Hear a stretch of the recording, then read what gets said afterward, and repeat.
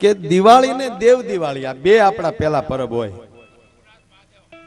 દિવાળી અને દેવ દિવાળી એ આપણા બે પરબ હોય.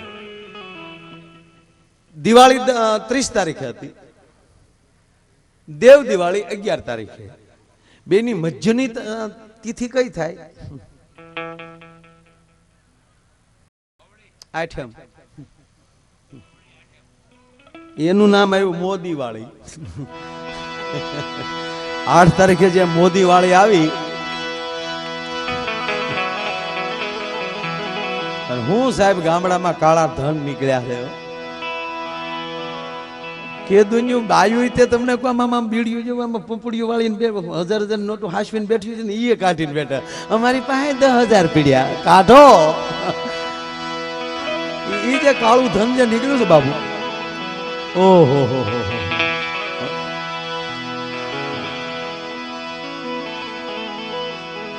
ભાઈ આ ફોટા ફંક્શન ની બંધ રાખજો. તમે આડા હોય મને નહીં મજા આવે પ્લીઝ.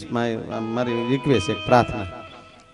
એટલે આમાં શું થાય, મને આમાં કાંઈ પછી મેં તમને કીધું ને જે સ્પીડ થી આવ્યો એ મારી પીડ ન ભાંગતા. હું આનંદ કરાવવા આવ્યો છું, લહેર કરવી છે, એમાં કોઈ શંકાને સ્થાન નથી. તો એટલે અને કદાચ અહીંયા કાંઈક થોડી ઘણી લહેર બાકી રહી જાય તો 25 તારીખે પાછો મોઠા આવું છું. અને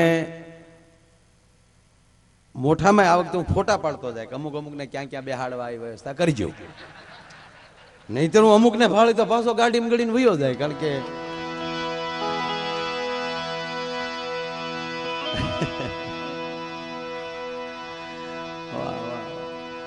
કારણ કે અંદરથી આનંદ આવે ને પછી કોઈ પાડી અંદરથી જે લહેર આવે ને, હા મોજ મારે એવું મોજ મારે એવું આદિ કે બધું લેવું મારે આવી મોજ મારે એવું રે એ ડોહી આ મોજ નહીં. અને દરેક ભાઈઓને એક વિનંતી કરીને કહું કે આ જે નોટું બંધ થઈ એમાં એક સૂત્ર મને મળ્યું છે એટલે કહું, ધ્યાન જ્યાં લખવું ત્યાં લખી લેજો કે નોટું બંધ થઈ એના 50 દિવસ વ્યવસ્થા માટે મળ્યા છે. એમાંય માણા અકળાઈ ગયો છે. પરમાત્મા એક સેકન્ડ નહીં આપે તેથી તમારી વ્યવસ્થાનું શું થાય ત્યારે અત્યારથી જ એની અંદર તમે ભાગશાળી થવા મળજો. ભગવાન આપણને એક પણ મોકો નહીં આપે ત્યારે આપણી વ્યવસ્થા નહીં હોય ત્યારે આપણે શું કરશું? આ બહુ મોટો મોકો આપ્યો છે ભાઈ.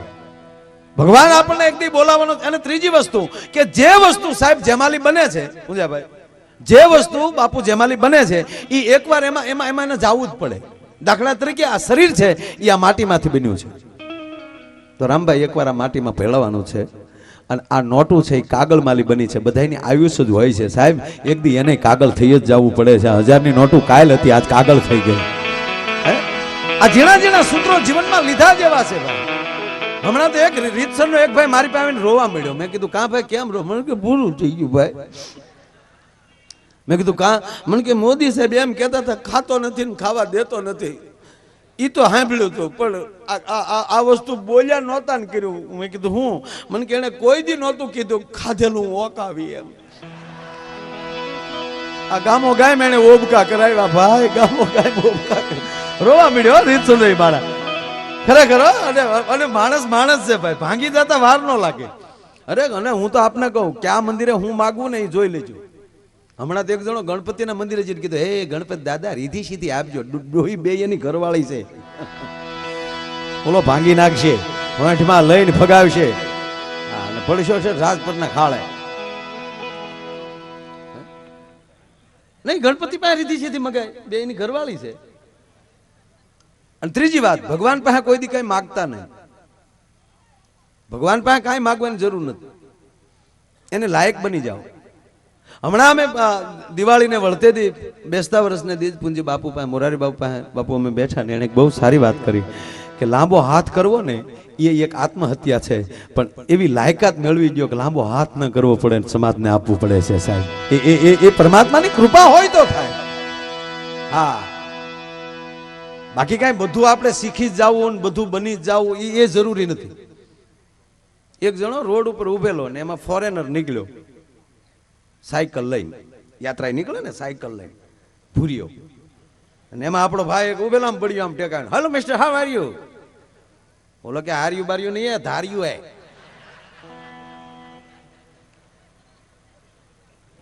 પછી એને ઉનાનું પૂછ્યું કે આલી ઉના કેટલું દૂર, અંગ્રેજીમાં પૂછ્યું. એટલે આપણાને કે અંગ્રેજી આવડે ને ક્યાંય જવાબ ન આપ્યો. તો ઓલાને શું થયું, કારણ અંગ્રેજી નહીં આવડતું હોય એટલે ફ્રાન્સ ભાષા બોલ્યો, ફ્રાન્સ ભાષામાં પૂછ્યું, આપણે એનો જવાબ ન આપ્યો. એટલે ઓલા ચાઇનીઝ ભાષામાં, કે બાજુમાં ચીન છે કદાચ એની ભાષા આવડતી હોય તો ચાઇનીઝ ભાષામાં બોલ્યો, તોય આપણા ભાઈને ટપો ન પડ્યો. છેલ્લે જાપાની ભાષા બોલ્યો તોય ઓલાને ટપો ન પડ્યો. એટલે ઓલો પછી કંટાળીને વયો ગયો. પછી આપણા વડીલની બાજુમાં એક ભાઈ ઉભો હતો ને, એણે કીધું કે નથી લાગતું બે ચાર ભાષા આપણે શીખવી જોઈએ? તાકે કેમ? તાકે ઓલો 4 ભાષામાં બોલ્યો, આપણને એખાદી આવડતી જવાબ આપી એક જ ને, અને આપણે અટવાત નહીં ને. ત્યારે આપણા વડીલે કીધું કે એને 4 ભાષા આવડતી હતી તોય હેળ હુજી. આપણી ભાષા આપણી પાસે બરાબર છે સાહેબ, આપણે ક્યાંય જવાની જરૂર નથી. હો, અરે હકીકત કહું તમે સાહેબ, આ દેશ શ્રદ્ધાનો દેશ છે. ભલે પાકિસ્તાન જે કાંઈ કરતું હોય ને આપણે જે કાંઈ મીડિયામાં જોતા હોય, એ પાકિસ્તાન ઓળખે છે ભારતને, કારણ કે છોકરું તો ભારતનું છે નહીં સાહેબ. પાકિસ્તાનનું બજેટ બને ને એટલું તો દર શનિવારે ભારતમાં હનુમાનને તેલ ચડે, એને શું ખબર હોય સાહેબ? હે, પાકિસ્તાનનું જે બજેટ બને છે ને, અરે છોડો, મારા દેશની જગદંબાવું ખાલી સૌરાષ્ટ્રની બાયુ જે જેટલા હોનું પહેરે ને એમાં તો આખું પાકિસ્તાન ખરીદાઈ જાય. અને ત્રીજી વાત એમ કે અમને કાશ્મીર આપો, એને ખબર છે કે તારા બાપ અહીંયા હેઠા હાટું પાળિયા થઈને આખું કાશ્મીર દઈ દે. હગા ભાઈને 4 ફૂટ જગ્યા ન દેતા હોય ની તને કાશ્મીર દઈ દે એમ? તું બચ્ચું છો દીકરા. એ તો આ વાડીયું માલી નીકળ્યા નગર કાશી સુધી ડોહા ગડી જાય આવડા, મિલિટરીની જરૂર ન પડે. આગળ અહીં બેઠા થવા 3-4 ને 4-5 પેક મારીને મૂક્યા હોય, કાશી સુધી ગડી જાય. નથી પાછું પડવું. આ દેશ જુદો છે યાર. અરે એક જણો, અરે ખરેખર બાપુ આ દેશની આખી વસ્તુ જ જુદી. માતા હોય બહેનો એટલા બેઠા એટલે એખાદી વાત એની લેશું નકર એમ થાય મારો રોયા 12 વાગે માથે 12:30 છે તો રોય, અમારી કઈ વાત લાવતા નથી. અને પાછા અહીંયા જેટલા કેટલા દૂર અહીંયા છે સાહેબ, અહીંયા બધા જાય એમ કહેવાય પ્રોગ્રામ માટે જ ખાસ પધાર્યા, એટલે બધા બધો આનંદ આવે. હા, હવે રામભાઈ રશિયા ગયા પ્રોગ્રામમાં, હું કીર્તિદાન રશિયા ગયા ને ભાઈ પ્રોગ્રામ એવો જામ્યો જેમ અહીંયા જામતો હોય એમ. મૂળ આપણે તો ગુજરાતી જ આપણા હોય, એ જ આપણને અહીંયા બોલાવતા હોય. અને એને તો પાછું ક્યારેક ભાગ્યાવો ડાયરો સાંભળવા મળે એટલે બહુ તમને કોઈ ખૂબ રૂપિયા ઉડાડ્યા ને બહુ મોજ કરી. તો એના જે પાર્ટનર હતા ને રશિયન, એ પાછા ત્યાંના લોર્ડ્સ કેન્દ્રીય મંત્રી એ હાજર. એટલે એને આવડા એને કે ટપ્પો તો પડે નહીં આમાં. એટલે આપણા જે આયોજક હતા એને પૂછ્યું, જ્યાં આપણા જેટલા હતા ઇન્ડિયન, એને પૂછ્યું કે આ બધા તમે શું કરો છો? એટલે આપણે સમજાયું કે અમારું મૂળ સંસ્કૃતિના ગીતો ગાય છે.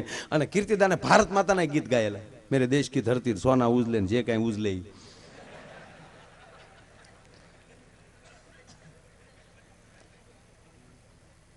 બહુ બધા ગીતમાં નાચ્યા. એટલે કીધું કે અમારે ભારતમાંના ગીતો ગાય છે, ગરવી ગુજરાતના ગીતો ગાય છે આ લોકો. હા, ઓલાનો મગી ગયો, અમારા દેશમાં આવીને તમારા દેશના ગીત ગાઓ. હવે એને કલાકારોને કયો રશિયાના ગીત ગાય, અંગ્રેજીમાં કીધું એને કયો રશિયાના ગીત ગાઈને પ્રોગ્રામ પૂરો કરે. એટલે આયોજકો ઢીલા પડી ગયા, આ છે કરીને આપણે હુળ હળગાવ્યું. એટલે ઓલા આવીને મને કીધું, મને કે કીર્તિદાનભાઈ કહો ને, મને કે રશિયાના ગીત કેમ? કીર્તિ ગા રશિયાના ગીત. કીધું ના મોર બની થનગાટ કરો ને, લ્યો ગાવ લ્યો. કીર્તિદાન મને કે મામા રશિયાના ગીત મને ક્યાંથી આવડે? આયોજકોને કીધું ભાઈ એવી તમે ક્યાંય બોલી નહોતી કરીને રશિયાના ગીત તમને ક્યાંથી આવડે? કે પણ ગાવા પડશે ને, અમે આ અમારી ભેગા અહીંયા આ દેશમાં અમારે રહેવું પાછું. કીર્તિદાન મને કે હવે શું કરવું? હું કીર્તિભાઈ મેં કહી જાઉં, હું આવું. સાહેબ મેં અહીંયા રશિયાના ગીત ગાયા, મેં આ અભણે સંભળાવું કેતા હોત. રશિયાનું ગીત સંભળાવું ફાઈનલ. રશિયાના થોડા ગીત હોય, હું વાતો કરો યાર. પણ નહીં, મેં ગાયું. હા મેં અહીંયા રશિયાનું ગીત ગાયું કે તો જો સંભળાવ જુઓ હવે ઓ રંગ રસિયા ક્યાં રમી આયા રસ જો રંગ રસિયા ક્યાં રમી આયા રસ જો એવી આખલની રાતી રે મુજાગરો ત્યારે કીધો હા નાગરાજ એ બા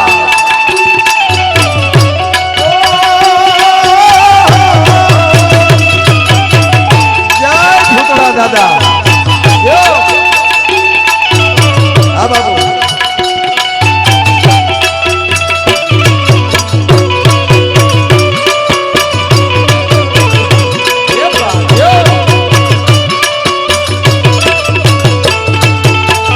આજ યમે જાતા મણિયારા ને હાથ જો આજ યમ જાતા આજ યમે જાતા મણિયારા ને હાથ જો એવી સુડલની રે બોલાવતા અણલાવાઈ ગયા ઓ રંગ રસિયા ક્યાં રમી આયા રસ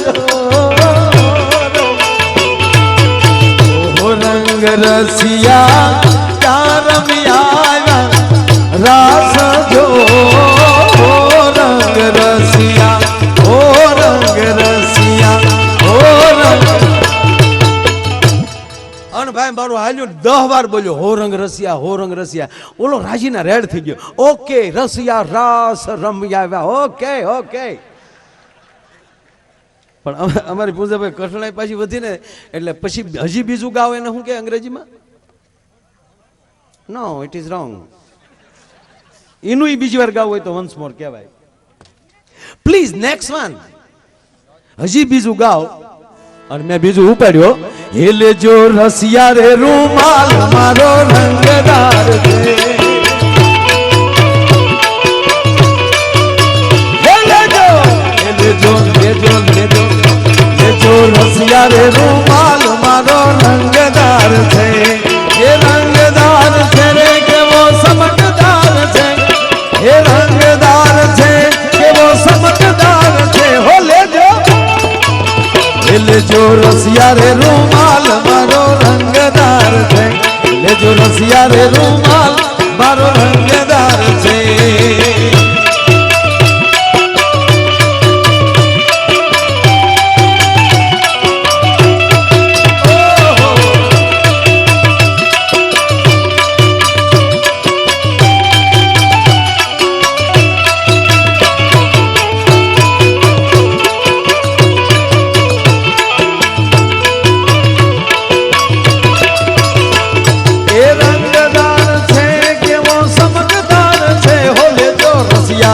રસિયા એમાં 80 વાર રસિયા બોલ્યો તા તો ઓલો રાજીના રેડ થઈ ગયો ઓકે રસિયા રૂમાલ રંગદાર છે ચમકદાર છે એ ઓલાએ તો પેમેન્ટ આપ્યું પણ આવડાએ અમને ડબલ પેમેન્ટ આપ્યું બોલો સમય આવે તમને કંઈક હુજી જાય ત્યારે માનજો તમારા સદગુરુની કૃપા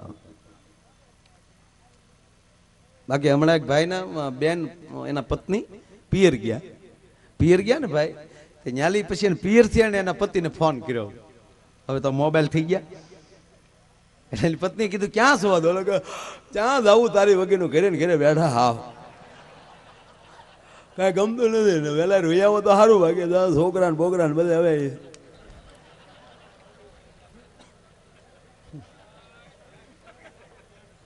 છોકરા મોટા બિચારા પણ પ્રેમ બહુ બે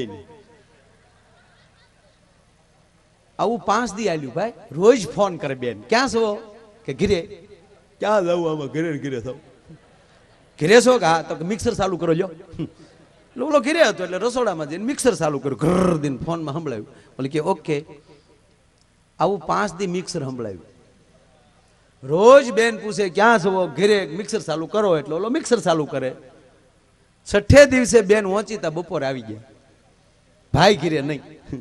છોકરાઓને પૂછ્યું ક્યાં ગયા તારા બાપા? એ કે તમે ગયા ને બા તે દુના મિક્સર લઈને મારા બાપા નીકળી જાય.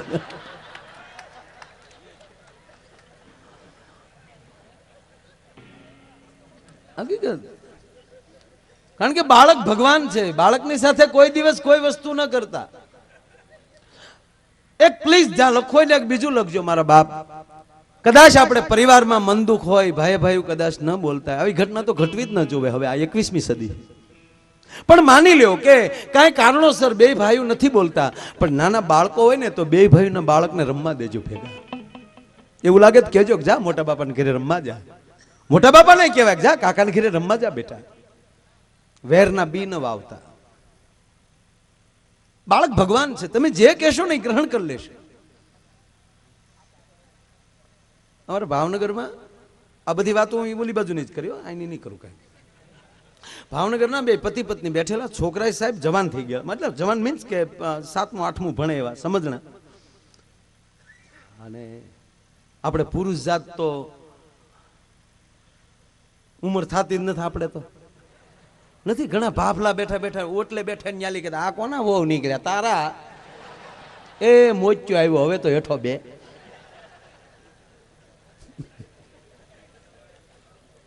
બસ મારા સાધુડા દાંત કાઢે ને એટલે માયા આયરનો ધક્કો વસૂલ થઈ જાય સાહેબ. હકીકત કહું સાહેબ, મને બસ આનંદ કરાવવા નીકળ્યો માયો. એ માયા કી માયા જાલ હે સાહેબ. કાલ સોમનાથના મેદાનમાં 1.5 લાખ માણસ બેઠું હતું ને એકલો માયે જે મોજ કરી સાહેબ. હા હા હા. 10 વાગે ચાલુ કર્યું, હવા બે પૂરું કર્યું. 4 કલાક આવી જાય કાગડા કઢી પીવા.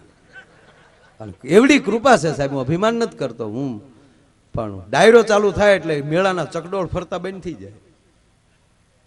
હડુડુડું કરતું માણા. આ તમારો પ્રેમ છે. અને જાહેરમાં કહું છું સાહેબ કે આ જનતા જનાર્દન માયા આયરના ભગવાન છે.